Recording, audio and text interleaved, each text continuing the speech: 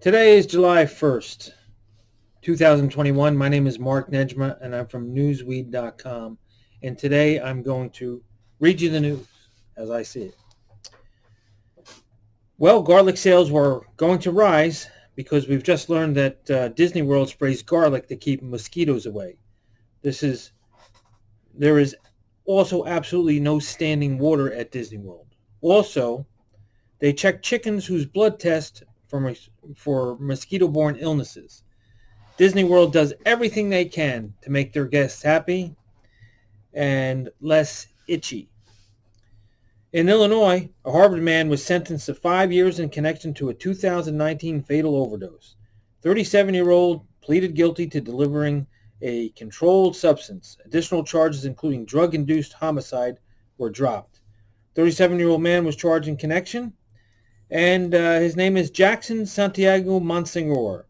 He entered a blind guilty plea April 23rd where he admitted to delivering a substance containing fentanyl, according to a news release from McHenry County State's office. This is interesting because he was a drug dealer, and he was caught giving drugs to this man who, if he was convicted of drug-induced murder, could have taken him 30 years to jail. The charges stem from April 21st, 2019 death of Dale Cooper, who was found dead at a home in the 100 block of Macomb Street in Harvard, Illinois. It's terrible to hear these drug stories. Also in Illinois, a bicyclist was flown to the hospital in a Woodstock crash with life-threatening injuries. When are we ever going to get these bike paths off the road and onto the sidewalks? Can we please do that? Down in Miami, still suffering over the building collapse, Joe Biden went down to visit there, and immediately the work stopped, supposedly because a concrete slab slid. Seems a little strange, but anyway, the Surfside Mayor Charles Burkett is one of the many tirelessly leading the charge at the Champlain Tower South site.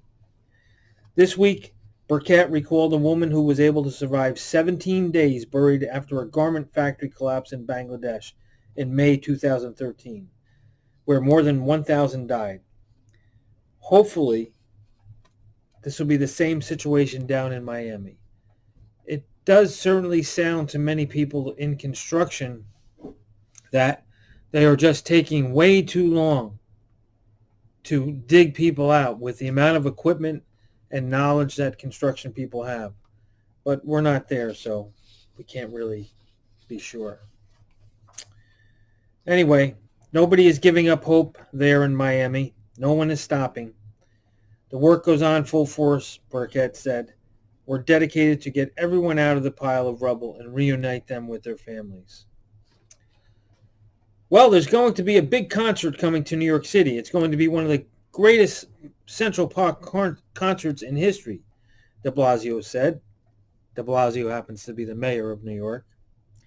Get ready for a concert for the ages and a big part of the rebirth of New York City and the summer of New York City.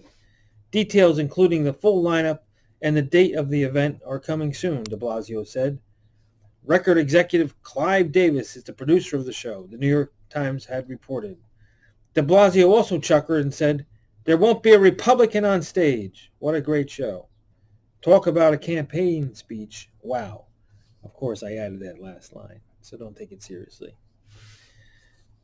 Over in New Mexico, another GOP candidate has announced their bid for governor. Albuquerque retired teacher and ultra-marathon runner Tim Walsh said Wednesday he was entering New Mexico's 2022 gubernatorial race, becoming the fourth Republican to announce plans to challenge Democrat Governor Michelle Lujan Grisham.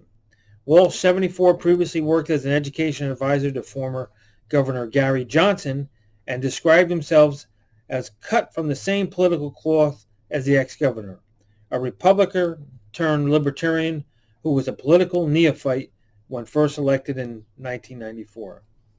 Walsh said, I'm not an insider. I'm not a political party individual. If elected, Walsh said he would push to overhaul states' public pension funds to a 401k model to address unfunded liabilities and do away with the state's high-profile film incentive program.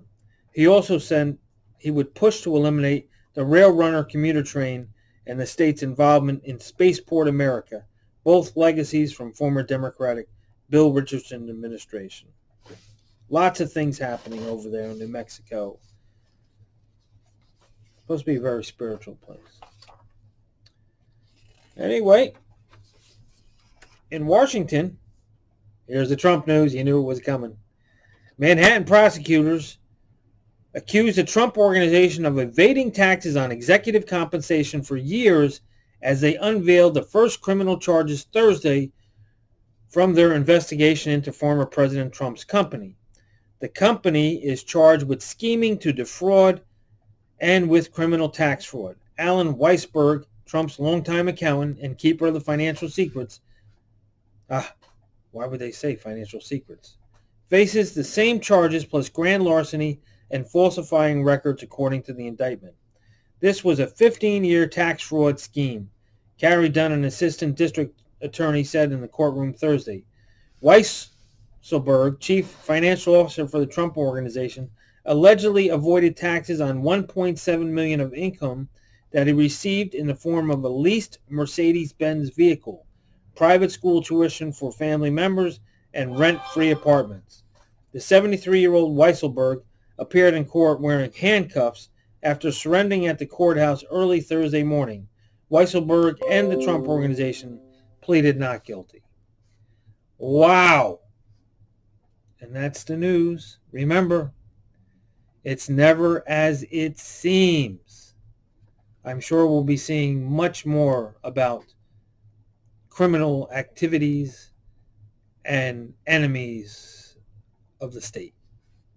Thanks and have a great 4th of July weekend. We will have news tomorrow.